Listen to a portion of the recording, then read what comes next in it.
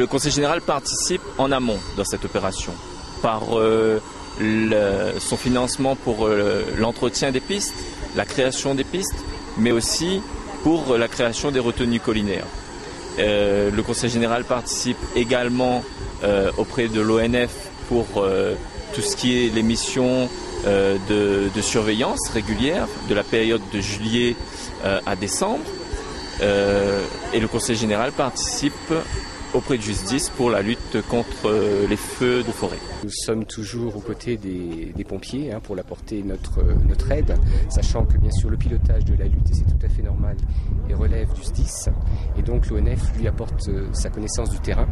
Nous pouvons guider et orienter les pompiers vers les zones. Nous, avec nos ouvriers aussi qui font un travail formidable, nous créons des passages, puisque dans la végétation dense, c'est pas toujours évident pour les pompiers d'accéder au feu avec les lances et avec les tuyaux. Donc nos ouvriers ouvrent ces passages.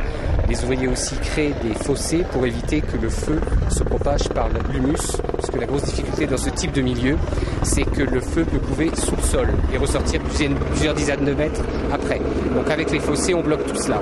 Et nous avons demandé au préfet qui avait pensé aussi mettre les moyens de l'armée, bien sûr, et des citernes d'eau, et la régie communale, la Créole, s'emploie également à mettre à la disposition des pompiers. C'est tout à fait normal, c'est tout à fait naturel d'ailleurs, parce que cette île qui a 350 ans d'histoire, et nous ne connaissons pas très bien l'histoire, et on a vraiment le devoir de protéger ce massif forestier, de protéger la Réunion. Je pense pour l'avenir, parce que vous voyez bien toutes ces rotations d'hélicoptères, ce coût pour l'eau, ce coût aussi, ce sont des hommes aussi qui se donnent beaucoup de mal et qui se mettent aussi en danger, même si ceux-ci ce sont des spécialistes. Évidemment, ils se mettent aussi en danger. C'est pour cela que l'on préconise aussi qu'il y ait plus de retenues collinaires et qu'à l'avenir, on se mette autour d'une table, parce que ce massif,